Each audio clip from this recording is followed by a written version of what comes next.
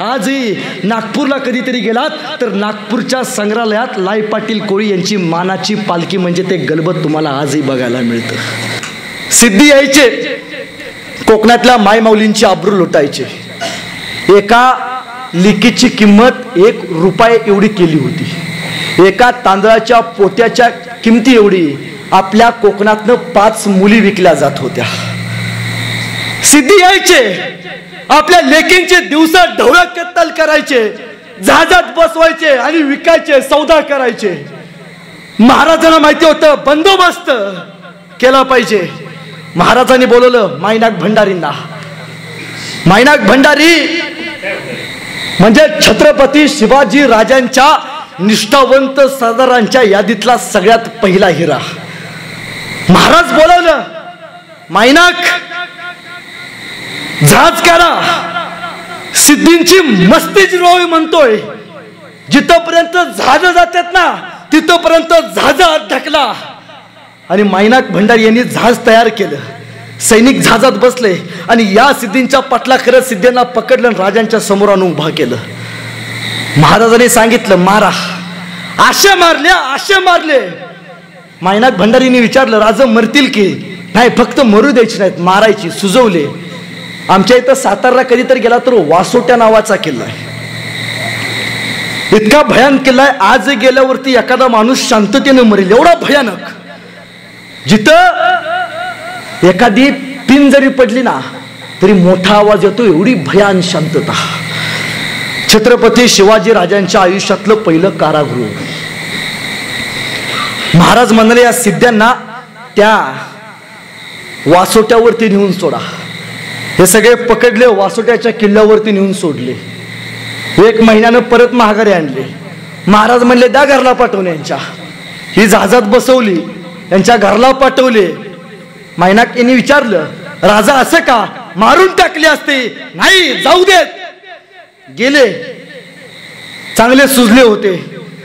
घरात गेल्यावर त्यांनी घराचा दरवाजा वाजवला।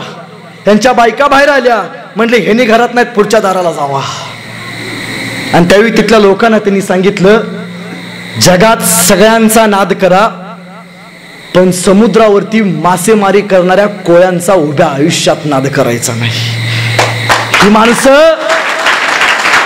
माणसं चांगली दर्यावरती जहाज फिरवू शकतात ना, तेवढ्याच ताकदीने शमशेर सुद्धा फिरवू शकतात। तुम्हाला आठवत असेल आपल्या इथं जंजिरा नावाचा एक किल्ला आहे। महाराजांचं स्वप्न होतं तो किल्ला घ्यायचा।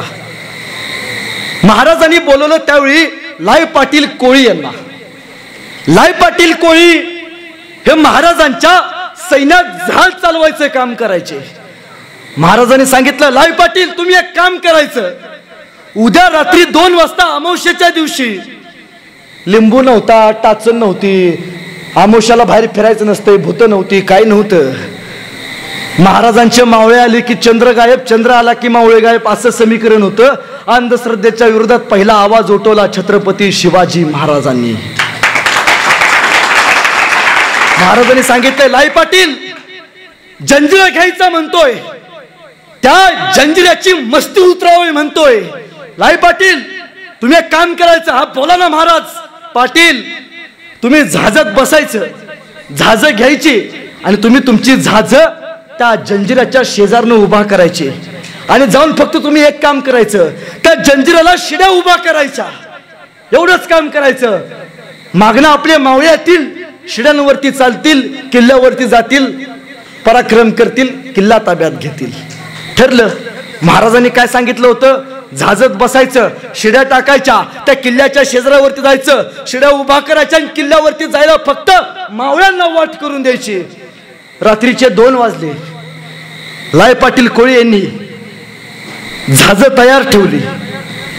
जहाजावरती लाई पाटील कोळी यांनी तत्कालीन काळात शिड्या उभा केल्या, कोळी समाज सोबत घेतला, बांधव घेतले आणि महाराजांचे सैनिक लाई पाटील कोळे मावळे हे सगळे जहाज घेऊन जंजिराच्या शेजारी सायंकाळी 2 वाजता पोहोचले। जंजिराच्या त्या भिंतीच्या अलीकडं समुद्रात नावा उभा केल्या। सैनिक झोपी गेलो होतं। 2:30 वाजता लाई पाटील कोळे यांनी शिड्या काढल्या आणि जंजिऱ्याला शिड्या उभा केल्या. आता महाराजांचे मावळे येतील, शिड्यांवरती चढतील, किल्ल्यावरती जातील आणि किल्ला ताब्यात घेतील. 3 वाजले, मावळ्यांचा पत्ता नाही. 4 वाजले, मावळ्यांचा पत्ता नाही. पहाटेचे 5 वाजले तरी मावळ्यांचा पत्ता नाही. शेवटी सायंकाळी पहाटे 6 वाजता लाय पाटील कोळी यांनी लावलेल्या शिड्या काढल्या, परत झाजत ठेवल्या आणि झाज माघारी घेऊन आले. महाराजांना खबर का आली? लाय पाटील कोळी यांनी शिड्या काढून झाज माघारी आणले. महाराजांनी पत्र पाठवलं, पाटील उद्या सकाळी या भेटायला.